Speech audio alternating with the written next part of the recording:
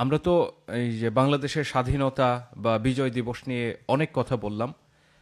এখানে আমার একটা স্পেসিফিক একটা কোয়েশ্চেন থাকবে যে একাত্তরের মুক্তিযুদ্ধ বাংলাদেশের এবং এই যে স্বাধীনতা, বাংলাদেশের স্বাধীনতা, এখানে এই ব্যাপারে ইসলামের দৃষ্টিভঙ্গিটা আসলে কি? দেখেন, কথা বলতে গেলে অনেক লম্বা কথা।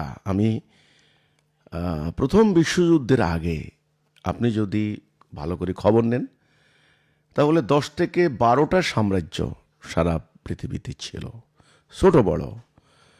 যেমন তুর্কি সাম্রাজ্য একটা, এটা আফ্রিকা, এশিয়া, ইউরোপের বিরাট অংশ। যেমন ব্রিটিশ সাম্রাজ্য একটা, জার্মান সাম্রাজ্য একটা, অস্ট্রো হাঙ্গেরিয়ান সাম্রাজ্য, জার সাম্রাজ্য একটা, মানে রাশিয়ান সাম্রাজ্য, হান সাম্রাজ্য চীনা এলাকায়, জাপানের সম্রাটদের ওইটা সাম্রাজ্য, এরকম বলে 8, 10টা 12টার বিষয় হবে না। আর রাষ্ট্র যদি সেই অর্থে বলেন 55 থেকে 60টার মতো, এর বেশি নাই। কিন্তু প্রথম বিশ্বযুদ্ধ থেকে দ্বিতীয় বিশ্বযুদ্ধের পর আজ পর্যন্ত প্রায় 193টা খালি জাতিসংঘের রিপোর্ট, অন্যান্য রাষ্ট্র হিসাব করলে 200টার উপরে রাষ্ট্র হয়েছে।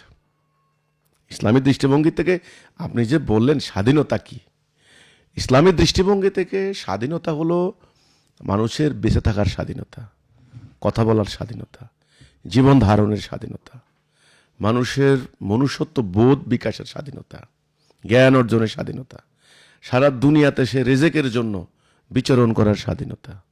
ওকে, তাকে মানুষ সৃষ্টিগতভাবে কিন্তু স্বাধীন, তার দুনিয়ার উপরে তার হক আছে, অধিকার আছে। এই জন্য আল্লাহ কোরআনে বলেছেন, তোমরা এক জাতি, তোমাদের একটা পরিবার থেকে এসেছো, বাবা আদম মা হাওয়া থেকে, তোমরা একটা জাতি, বনি আদম, তোমাদের রব কিন্তু একজন। আর পুরো মানব জাতির শত্রু হচ্ছে ইবলিস। তো মানব জাতির কর্তব্য হচ্ছে আল্লাহর দেওয়া হুকুমের আনুগত্য করা, আল্লাহর খেলাফত করা দুনিয়াতে। এখানে ইসলামের দৃষ্টিভঙ্গি থেকে আমি খুব ক্লিয়ার করে বলছি কথাটা, বর্ণে বর্ণে, ভাষার ভিত্তিতে, ভৌগোলিক সীমানার ভিত্তিতে এই ধরনের টুকরা টুকরা করে, স্বাধীন হয়ে, আলাদা আলাদা টুকরা টুকরা হয়ে, নিজেরা যার যার স্বার্থ নিয়ে হানাহানি, মারামারি, দ্বন্দ্ব, যুদ্ধ, রক্তপাত করা ইসলামে কোনোদিন বৈধতা দেয় না। ইসলামের দৃষ্টিতে এটা বেআইনি, এটা হারাম। আজকে এই মুহূর্তে প্রায় 40টা রাষ্ট্রে সীমানে যুদ্ধ চলছে। আপনি যদি স্বাধীনতার সুযোগ দেন, এখন বিশ্বের সকল মানব জাতিকে বলেন যে প্রান্তে যে রাষ্ট্র আছো তোমরা স্বাধীনতার পতাকা ওড়াও, সুযোগ দিলাম আগামী 1 বছর, আমার মনে হয় 1000 রাষ্ট্র হবে, 1000। আমাদের বাংলাদেশের 3 টুকরা হবে, ভারত অন্তত 20 টুকরা হবে, এর কম হবে না, আপনি ভালো করেই জানেন। তো কাজেই এই যে স্বাধীনতার পতাকা ওড়ানোর সুযোগ দিলে যার যার পতাকা আলাদা করে ফেলবে, সীমানা আলাদা করে নিয়ে তারা নিজেদের স্বার্থই বড়, অন্যদেরকে মেরে ফেলবো, এই যে একটা মানে জাতীয়তাবাদ ভিত্তিক, ভৌগোলিক সীমানা ভিত্তিক, এটাকে বলা হয় নেশন স্টেট। এই ধারণাটা 1600 শতকের পর থেকে হয়েছে।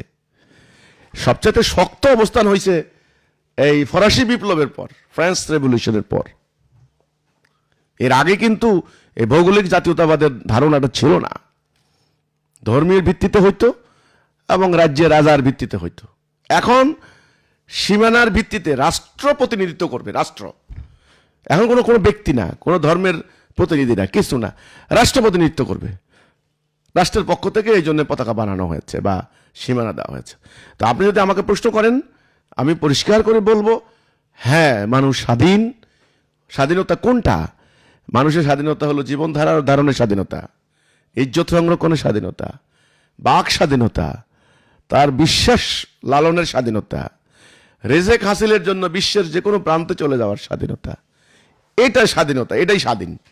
কিন্তু আল্লাহর এই দুনিয়াকে, তার সম্পদ কিন্তু লিমিটেড, সীমিত, অসীম নয়। এই দুনিয়াকে পরিকল্পিতভাবে টুকরা টুকরা করে, কেউ 1 কোটি বর্গ মাইল এলাকায় 1-2 কোটি লোক বাস করবে, আবার কেউ 30 কোটি মানুষ বাস করবে 1 লক্ষ বর্গ মাইল এলাকায়। মাথা পিছু প্রায় আপনার ওদের কয়েক হাজার বর্গ মাইল, আর এদের মাথা পিছু 1 বর্গ মাইলের মধ্যে শত হাজারো লোক বাস করে। এই যে সম্পদকে লুণ্ঠন করলো, তাহলে এই যে ভৌগোলিক সীমানা, হ্যাঁ, সীমানা কাঁটাতারের বেড়া দিয়ে আটকে রেখে স্বাধীনতার পতাকা উড়ানো, আমি মনে করি ইসলামের দৃষ্টিতে এটা বৈধ না, এটা ইসলাম জায়েজ করে না। এটা কারণ কারণ কি কারণ আছে, কারণ হচ্ছে আল্লাহর উদ্দেশ্য হচ্ছে ন্যায় বিচার প্রতিষ্ঠা, সুবিচার প্রতিষ্ঠা, এটা সেটার অন্তরায়। এখন দেখেন 200টা রাষ্ট্র আছে পৃথিবীতে, প্রত্যেক রাষ্ট্রের পতাকা আলাদা, সীমানা আলাদা, সীমান্তে সীমান্তে সংঘাত প্রতিনিয়ত চলছে, এটা নিয়ে আন্তর্জাতিক জটিল সম্পর্ক দাঁড়িয়েছে। এই রাষ্ট্র সীমানায় বাঁধ দেয়, ওই রাষ্ট্র আবার পানি আটকে রাখে, এই রাষ্ট্র আবার এদের বনাঞ্চল দখল করে নেয়, ওই রাষ্ট্র আবার অর্থাৎ যার যার জাতি রাষ্ট্রের স্বার্থটাই মুখ্য। এখানে অন্যের পাশের রাষ্ট্র, পাশের জাতি না খেয়ে মারা যাক আমার দেখার বিষয় না। এটা হলো জুলুম, এটা অন্যায়, এটা জাহিলিয়াত, এটা ইসলাম স্বীকার করে না। হ্যাঁ, স্বাধীনতা স্বীকার করি আমি। কোন স্বাধীনতা? চলাফেরার স্বাধীনতা, তারপরে আমার মানবিক স্বাধীনতা, আমার মৌলিক মানবাধিকার, আমার বাক স্বাধীনতা, আমার চিন্তার স্বাধীনতা। কিন্তু সীমানা দিয়ে আটকে রেখে স্বাধীনতার নামে জুলুম করা, শোষণ করা, এই স্বাধীনতা ইসলাম স্বীকার করে না। ইসলামের আকীদা যদি বলেন, ইসলামের জীবন দর্শন হচ্ছে বিশ্বজনীন। পুরো জাতি হবে এক জাতি, মহাজাতি। জাতির নেতা হবেন একজন, হুকুম চলবে আল্লাহর। আপনি বলতে পারেন এটা কিভাবে সম্ভব? সম্ভব, এখনো সম্ভব। শুধু ওই অন্যায় করার সুযোগ না দেন, তখন দেখবেন সবই সম্ভব।